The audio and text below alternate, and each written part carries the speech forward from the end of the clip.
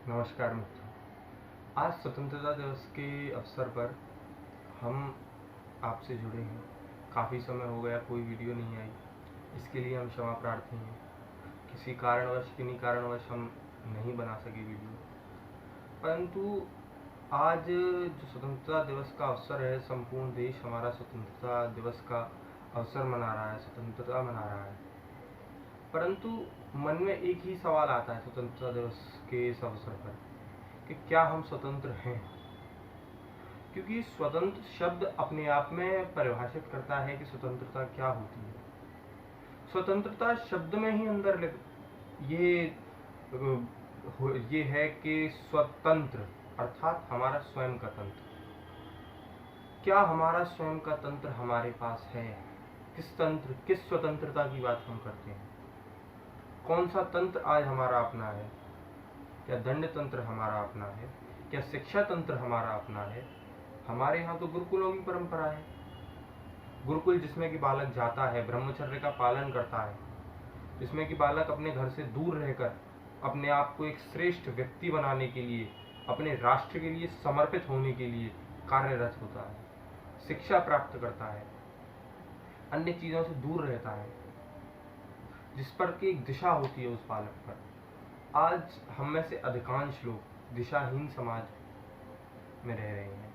हम में से अधिकांश जन नहीं जानते कि हमें क्या करना है जीवन में, न हमारे पास दिशा होती है कि हमें राष्ट्र के प्रति क्या करना है।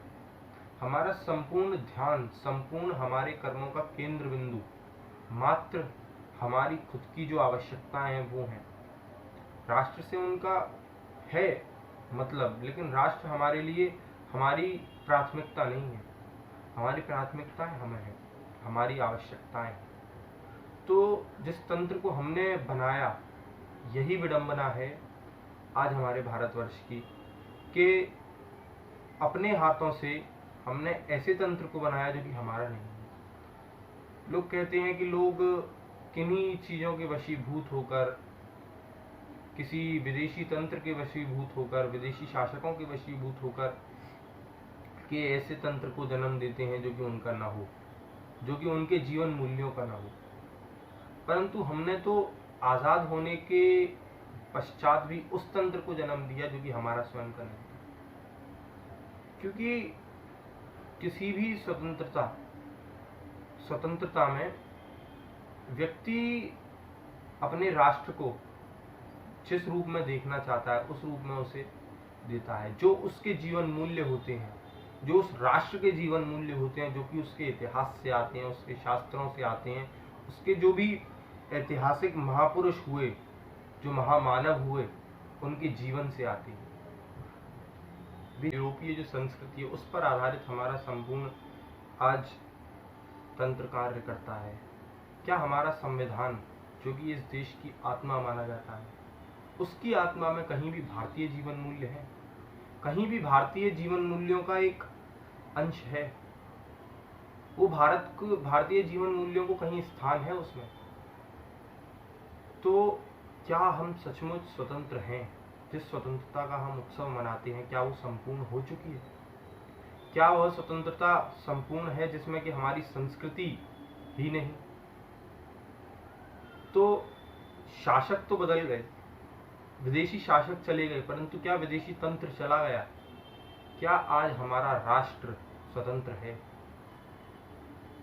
तो ये देखिए आप कि राष्ट्र जो है, राष्ट्र किससे माना जाता है? राष्ट्र की परिभाषा किस रूप में देखते हैं? क्या मात्र जो भौगोलिक सीमाएं हैं वही राष्ट्र को निर्माण करती हैं?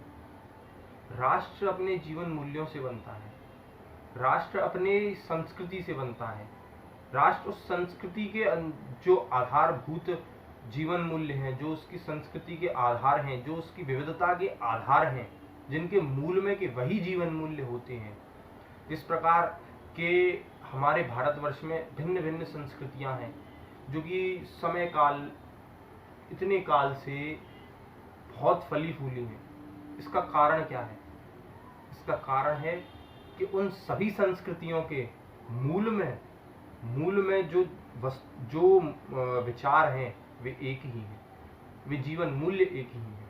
संस्कृतियाँ दिखने में अलग अलग हैं, एक ऐसे बाग की तरह है, वो ऐसा बाग जिसमें कि भिन्न भिन्न फूल हैं, जिनकी भिन्न भिन्न खुशबुआं हैं, लेकिन उनकी मिट्टी एक ही है।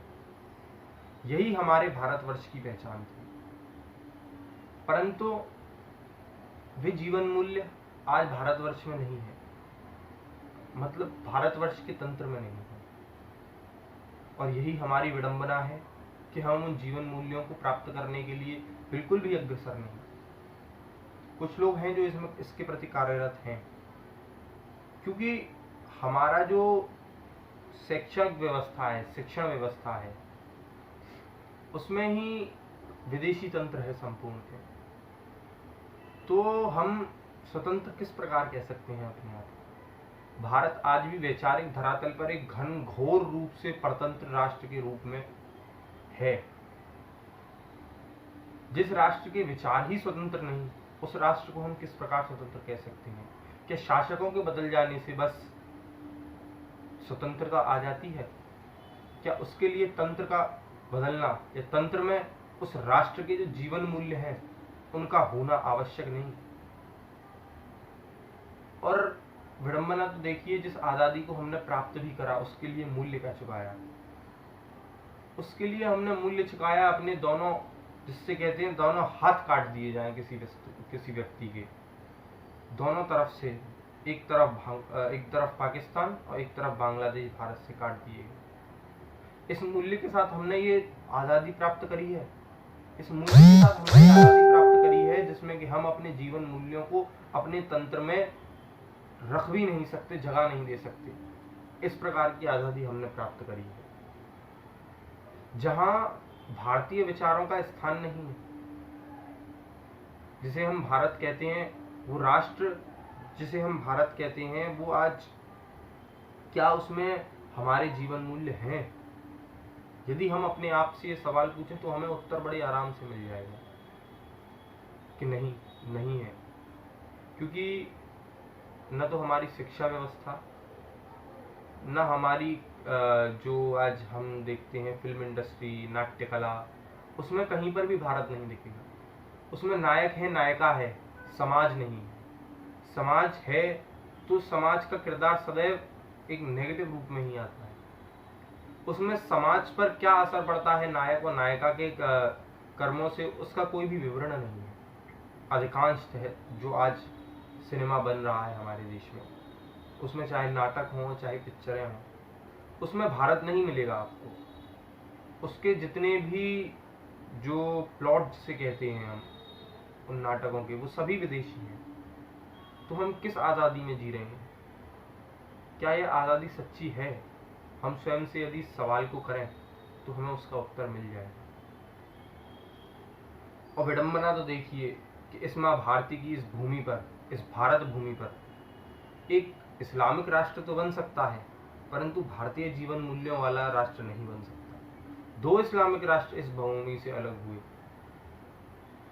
हमारी भारत भूमि से 2 इस्लामिक राष्ट्र बने, परंतु क्या एक भी स्वतंत्र भारत बन पाया जिसे कि हाँ हम कह सके हाँ यह स्वतंत्र है, यह हमारा स्वयं का तंत्र है, इसमें हमारे जीवन मूल्य हैं, इस भारत में हमारे जीवन मूल्य हैं?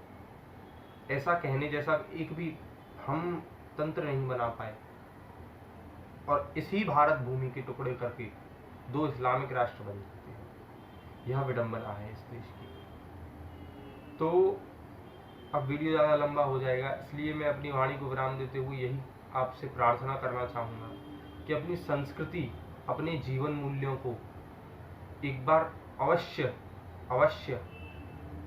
देखें, उनके बारे में सोचें, उनके बारे में पढ़ें, उनके बारे में ज्ञान प्राप्त करें, और हमारी आने वाली पीढ़ी जो कि अब आएगी उसको हम ज़्यादा से ज़्यादा भारत से जोड़ें, न कि उसके स्वार्थों से, न कि विदेशी वस्तुओं से, न कि विदेशी तंत्र से।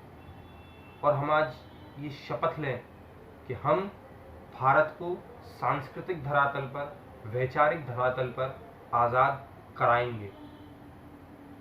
क्योंकि आज जो परतंत्रता के साए में हम जी रहे हैं, वो भविष्य में किसी भी रूप में हमें फलीभूत नहीं कर सकती, क्योंकि उसका फल ज्यादा से ज्यादा वित्तीय वित्तीय हमें वित्तीय लाभ तो दे सकता है, इकोनॉमिक डेवलपमेंट कर सकता है ज्यादा से ज्यादा, और वो भी सत्य नहीं है एक रूप में। क्योंकि भारत को यदि आप देखें तो भारत के इतिहास में जब तक भारत अपने जीवन मूल्यों पर जीवित था, तब तक भारत जैसा राष्ट्र संपूर्ण विश्व में नहीं था। संपूर्ण विश्व जिस वक्त पत्थर घिस रहा था, तब हम रथ बना लेते थे, तब हमारे यहाँ बड़े बड़े मंदिर, जिन्हें कि आज भी विश्व बनाने में कतरा जाता है, विश्व आज भी उनको नहीं बना सकता, वो हमने तब बनाकर दिखाया। तब भारत सोने की चिड़िया कहाया जाता था। तो अपने जीवन मूल्यों की कीमत समझनी है हमें अपनी संस्कृति की कीमत समझनी है। इसी के साथ मैं इस वीडियो को विराम देता हूँ। नमस्कार।